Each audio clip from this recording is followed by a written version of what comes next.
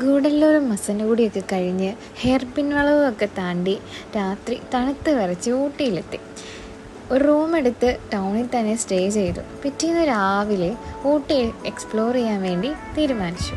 ആദ്യം തന്നെ പോകാൻ തീരുമാനിച്ചത് കർണാടക സിരി ഹോർട്ടിക്കൾച്ചർ ഗാർഡനിലേക്കാണ്.